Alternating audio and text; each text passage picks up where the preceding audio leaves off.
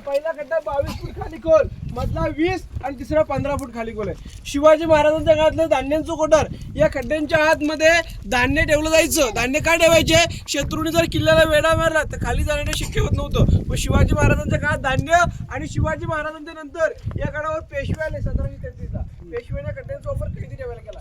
याला कैद्यांचं कोठार असं म्हणतात. 22, 20 आणि 15 फुटाचा खाली खोल आहे. शिवाजी महाराजांच्या काळात कैदी या किल्ल्यावर ठेवत नव्हते. साताऱ्यामध्ये वासुदेव नावाचा किल्ला आहे ना, तिकडे ठेवले जायचे बघा.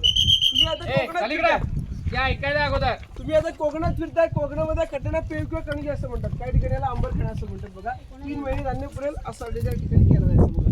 हे सगळे राणीमहाल. महालासमोर तुम्हाला चौकोनी दगड दिसतात. हे चौकोनी चौथरे दिसतात ना, हे दासी ओटा. आता कसं नोकर असतात तसं राण्यांच्या सेवेला दासी म्हणजे नोकऱ्याने असायच्या. ही दास्यांची घरं. पलीकडचा मेना दरवाजा, इकडे पालखी दरवाजा. शिवरायांची पालखी, जिजाऊंची पालखी काही मार्गाने किल्ल्यावर यायची असतात. या गेटमधून किल्ल्याच्या आतून एंट्री करायची. या गेटचं नाव पालखी दरवाजा, इकडे मेणा दरवाजा. मेणा पॅक बंद, पालखी ओपन.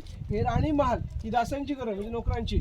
समोर मंत्र्यांची वाडे आणि धान्यांचं कोठार. हे वरून पाहून घ्या सगळ्यांनी. वरच्या दिशेवर हात ठेवा. पैसे बोलवले तर काढता येणार नाहीत. मग राजवाड्यात जाऊया.